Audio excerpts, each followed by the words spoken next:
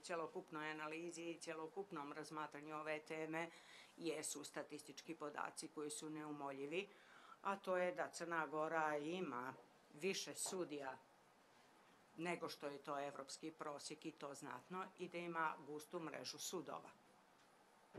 To je ono što je polazište za ovu analizu i polazište za zahtjev o racionalizaciji sudske mreže. Sad se postavlja pitanje kako, na koji način i šta uraditi. Kada se vršila ova analiza, očigledno se pošlo od statističkih podataka, a pritom je zanemaren jedan aspekt te analize koji je Teja danas pomenula u određenom smislu, a to je broj predmeta koje sudije u Crnoj Gori imaju u radu. Pa nemamo uporedne pokazatelje koliko to druge sudije u drugim zemljama imaju takvih predmeta. Mi smo ovih dana bili u Osnovnom sudu u Podgorici i čula sam frapantan podatak da kolege u parničnom odeljenju imaju u radu oko 900 predmeta. Po sudiji, da. Tokom godine? Da, oko 900 predmeta ima u radu tokom godine.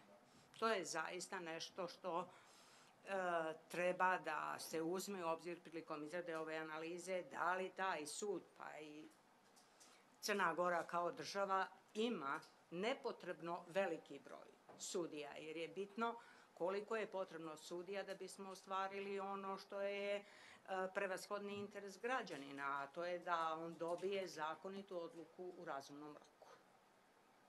To je jedna činjenica o kojoj, mislim, treba voditi računa.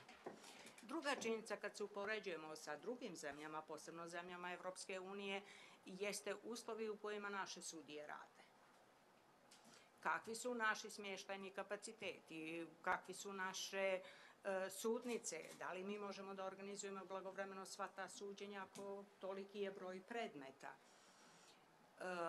I s tim u vezi, naravno, finansijske mogućnosti države i kolike bi finansijske obaveze države bila da obezbijedi takve uslove potrebne za takav rad sudija.